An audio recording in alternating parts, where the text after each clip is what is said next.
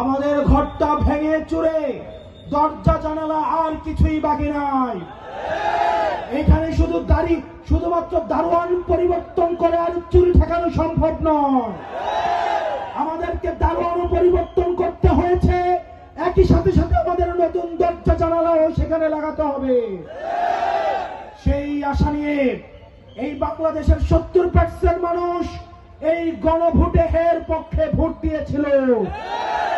অত্যন্ত পরিতাপের বিষয়, বিএনপি সরকার গঠন করার পরে তারা সিদ্ধান্ত নিয়েছে তারা শুধুমাত্র দারোয়ান পরিবর্তনেই খুশি, তারা দরজা জানালা কিছুরই সংস্কার করবে না।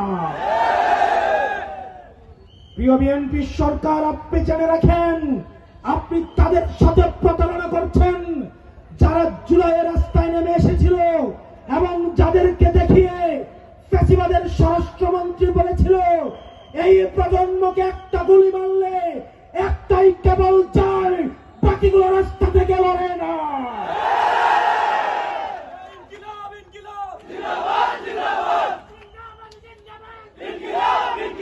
প্রিয় রায়পুরবাসী এবং প্রিয় বিএনপি সরকার, আপনি প্রতিশ্রুতি দিয়েছিলেন শুধুমাত্র দারোয়ান পরিবর্তন, এই পুরো রাষ্ট্র ব্যবস্থার সংস্কার করে এই প্রজন্মকে আপনি একটি নতুন বাংলাদেশ উপহার দিবেন। যারা জুলাইয়ের রাস্তায় নেমে এসেছিল তারা বাপচাচার পরিচয়ে তারা নিজে এমপি নেতা মন্ত্রী হতে ব্যবসায়ী হতে রাস্তায় নেমে আসে নাই, তারা বাংলাদেশটা সংস্কারের পরিবর্তনের এসেছিল।